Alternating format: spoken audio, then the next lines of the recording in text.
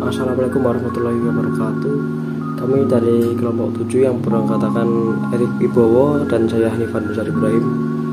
Di sini kami akan membahas materi terkait filsafat 5 kekal Ar-Razi. Yang pertama saya akan menjelaskan terkait biodata Ar-Razi.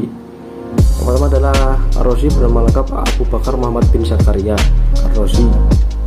Ia lahir di Rai, Provinsi Khorasan, dekat Teheran pada tahun 856 Masehi dan atau 251 Hijriah.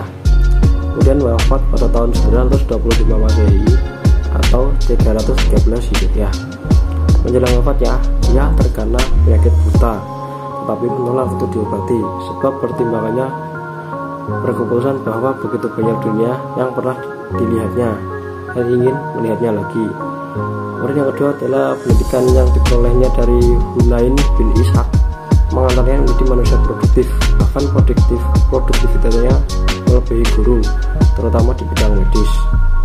Kemudian yang ketiga adalah kepribadian Ar-Razi dituliskan sebagai seorang yang sangat murah hati, dermawan, dan ulet. Oleh karena itu dapat dipahami secara logis apabila dari dua disiplin utama yaitu kedokteran dan filsafat yang ditekuninya tentang kehidupannya lebih banyak terkonsentrasi pada bidang medis yang berkaitan langsung dengan jasa pelayanan sosial daripada bidang filsafat yang bertemu pada kemudian elit intelektual atau budaya.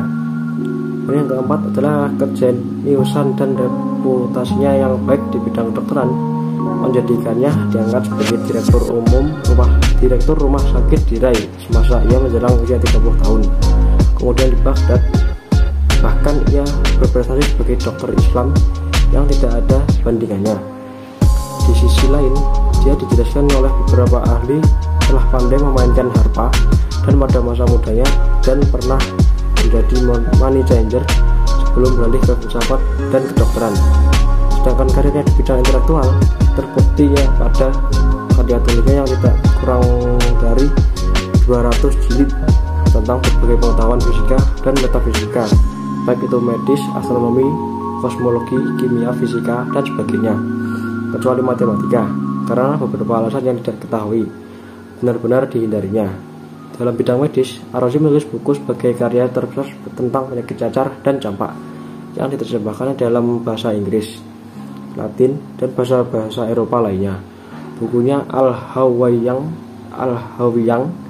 lebih terkenal dengan sebutan Al-Jami, terdiri atas 20 jilid membahas berbagai cabang ilmu kedokteran sebagai buku pegangan selama 5 abad yaitu dari abad 13 sampai abad ke-17. Di Eropa, salah satu dari 9 kurang seluruh dari bukunya di perpustakaan Fakultas Kedokteran Paris pada tahun 1395 Masehi. Bahkan Ar-Razi adalah tokoh pertama yang membedakan antara penyakit cacar dan measles. Kemudian yang kelima, khusus di bidang filsafat, hanya sejumlah kecil karya Ar-Razi, sekitar 100 buku yang telah ditemukan.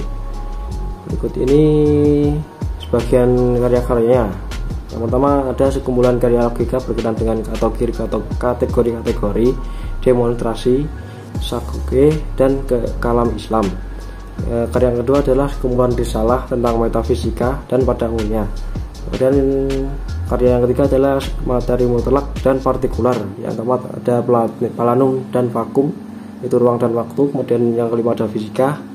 6 ada bahwa dunia mempunyai pencipta yang bijaksana. Dan karya yang ketujuh ada tentang keabadian dan utuh. Kemudian 8 ada sanggahan terhadap Proklus, dan masih banyak karya Ar-Razi yang lainnya. Melalui karya-karyanya itu, Ar-Razi menampilkannya dirinya sebagai filosof protagonis, terutama dalam prinsip 5 kekal dan jiwanya. Di samping itu, ia juga pendukung pandangan neteralis kuno. Selain ulet, ia juga seorang tokoh intelektual yang berani, sehingga dia dijuluki sebagai tokoh non-kompromis terbesar pada sejarah intelektualisme Islam. Di antara bukti keberaniannya dituangkan dalam pandangan tentang jiwa dan kenabian agama. Kemudian yang keenam, meskipun Ar-Razi memiliki sejumlah karya monumental dan memiliki keberanian pemikiran, akan tetapi ke kreasi medisnya lebih mencuat dibanding dengan buah filsafatnya. Oleh karena itu dapat dipahami apabila dalam seleksi unggulan peta kajian filsafat baik di panggung global maupun di ring filsafat Islam sendiri, ia tidak terrekrut di dalamnya. Bismillahirrahmanirrahim. Baiklah, kita akan melanjutkan tentang dua filsafat dari Ar-Razi, yaitu 5 yang kekal. Ini kalau kita membahas tentang filsafat dan pemikiran orang, apalagi 5 yang kekal ini, tentu kita akan membahas dengan biar kita memahami, nanti akan kita sangkut pautkan dengan tauhid, karena ini memang yang dibahas ini tentang ketuhanan, jadi ini masuk ke dalam ranah ilmu tauhid. Jadi 5 yang kekal menurut Ar-Razi itu ada apa saja? Yang pertama itu ada sang pencipta, yang kedua ada jiwa universal atau jiwa yang umum, yang universal. Lalu yang ketiga ada materi pertama, yang keempat ada ruang absolut, dan kelima ada waktu absolut. Jadi apa yang dimaksud dari kelimanya ini, mari kita bahas. Untuk yang pertama, sang pencipta. Tentu kita tidak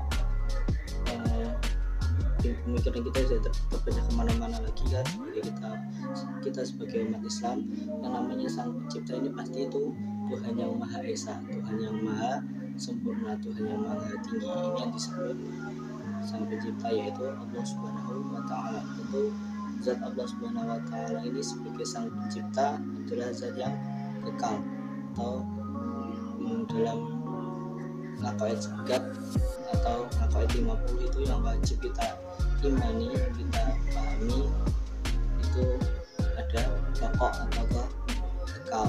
Ini sifatnya ini yang dibahas oleh Ar-Razi. Jadi Allah itu Maha Kekal. Lalu yang kedua ada jiwa universal. Yang dimaksud jiwa universal ini bagaimana?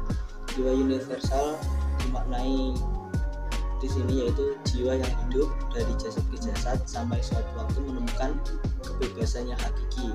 Maksudnya jasad itu pada keterangan ini adalah bentuk dari wajah kita, bentuk dari tubuh kita. Jadi begini, di alam ruh kita sudah diciptakan, itu kan ruh. Bagaimana lah bentuk ruh itu kan kita juga belum tahu, tapi ruh ini sudah diciptakan. Lalu setelah diciptakan ruh, dalam usia kita 3 bulan dalam kandungan, itu ditiupkan ke jasad kita yang berbentuk bayi di janin, berbentuk janin di perut ibu kita, lalu dilahirkan. Itulah jasad kita berubah-ubah ya, wajahnya nggak terus kan kayak bayi itu kan, nggak terus. Jadi ya bisa berganti-ganti, berkembang kalau di dunia, bukan berganti-ganti ya, tapi berkembang. Lalu setelah kita tua, kita diambil nyawa kita, kan jasad kita dipendam dalam kubur, tetapi setelah itu kan kita dibangkitkan lagi. Jadi kan jiwa ini yang masuk, jiwa ini universal ini itu. Jadi jiwa itu berkembang sesuai zamannya, tapi tetap sama. Jadi gitu, di akhirat nanti ya tetap jasad kita tetap dipakai, di alam kubur juga dipakai, dibangunkan lagi, kita dihidupkan lagi. Ini yang dimaksud dengan jiwa universal. Ini kita tetap utuh atau tetap kekal nantinya sampai hari kiamat, yang kekal. Yang ketiga adalah materi pertama. Yang dimaksud materi pertama ini menurut Ar-Razi itu bagaimana? Di penjelasan, materi pertama yang dimaksud di sini adalah materi yang daripadanya atau dari Tuhan menciptakan dunia. Jadi Tuhan ini menciptakan dunia. Materi ini terdiri dari atom-atom yang mempunyai volume. Jadi materi ini terdiri dari atom-atom. Zat yang terkecil itu kan namanya atom, yang mempunyai volume ya. Jadi maksud volume ini adalah tempatnya atom atau gabungan dari atom-atom. Contohnya saja meja itu terdiri dari atom-atom yang padat. Jadi gabungan dari atom-atom membentuk kayu. Ini zat yang terkecil itu namanya atom, gitu saja. Lalu atom-atom ini mengisi ruang sesuai dengan kepadatannya. Jadi atom yang berada di air ya bentuknya seperti air cair begitu. Kalau atom yang berada di tembok, jadi atom itu juga padat seperti tembok, tapi itu sangat kecil. Jadi atom-atom ini mempunyai volume atau mempunyai tempat begitu. Jadi ini yang dimaksud dengan materi pertama. Tuhan menciptakan dunia. Jadi dunia itu bermacam-macam. Ya ada terdiri dari air, dari udara atau hawa, ada api. Tapi ini semua itu dari atom yang berbeda. Itu. Tapi zat yang terkecil tetap namanya atom. Lalu ruang absolut, ini bagaimana tentang ruang absolut ini? Ruang absolut adalah ruang yang abadi, tanpa awal dan tanpa akhir. Ini ruang absolut itu ya dunia seisinya ini. Jadi kita hidup di bumi di galaksi Bima Sakti, dan di luarnya galaksi Bima Sakti atau langit 1, langit 2, langit 3. Nah ini yang namanya ruang absolut. Jadi ruang yang diciptakan oleh Allah. Ini ruang yang abadi, tanpa awal dan tanpa akhir. Jadi ini yang dijelaskan itu juga sifatnya Allah. Ruang absolut maksudnya ya, ini bukan Allah lah ya, tapi ini ciptaannya Allah, ruang absolut ini. Jadi kidam, mempunyai sifatnya Allah kidam, yaitu ke yang dingin atau dulu, maha dulu. Jadi ini ruang yang abadi, tanpa awal dan tanpa akhir. Ini kidam bakok itu saling berhubungan. Jadi kidam itu awal, bakok itu tanpa akhir, kekal gitu. Jadi ini yang dimaksud ruang absolut itu, jadi yang mempunyai dua sifat Allah ini. Jadi ada yang kidam dan bakok, ini dunia seisinya. Lalu yang kelima adalah masa absolut, adalah masa yang abadi, tanpa awal dan tanpa akhir. Jadi kalau ruang absolut itu adalah ruang yang abadi, tanpa awal dan tanpa akhir. Kalau yang 5 masa absolut adalah masa yang abadi, tanpa awal dan tanpa akhir. Ini cukup membingungkan ya, tapi bagaimana lagi, ini memang yang ditemukan oleh Ar-Razi itu begini. Kalau ruang absolut adalah ruang yang abadi, tanpa awal dan tanpa akhir. Jadi kalau ruang ini ya bentuknya atau objeknya itu ruang. Kalau masa absolut itu adalah masa atau waktu yang dimaksud itu gitu. Waktu yang abadi dan tanpa awal, tanpa akhir. Ini masa. Ini dimana ini masa saat kita di akhirat. Yang dimaksud itu begitu, masa. Yang keempat tadi ada ruang absolut, yang kelima ada masa absolut. Kalau ruang itu bentuk objeknya atau tempatnya, kalau masa ini waktu yang dimaksud itu gitu. Jadi dapat kita pahami ya 5 yang kekal dari Ar-Razi ini. Tadi yang pertama adalah Sang Pencipta, yaitu Tuhan Yang Maha Esa. Yang kedua adalah jiwa universal, yaitu ruh kita atau kita sendiri ini kekal.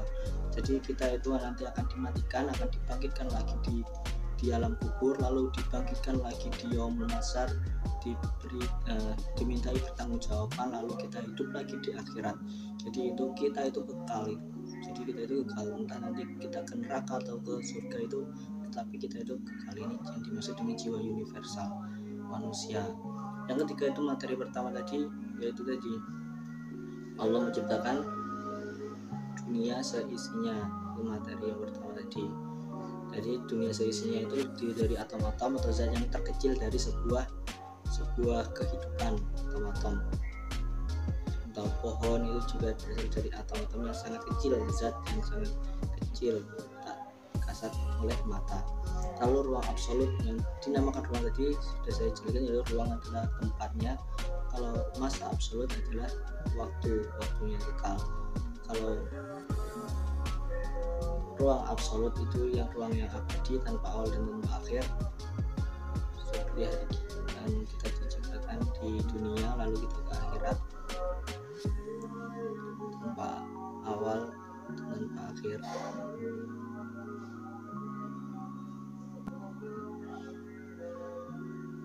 Jadi kalau yang kelima ada masa absolut, itu waktu yang abadi, kita dimintai pertemuan di akhirat. Sudah ya, cukup sekian penjelasan dari kelompok kami. Apabila ada kekurangan dalam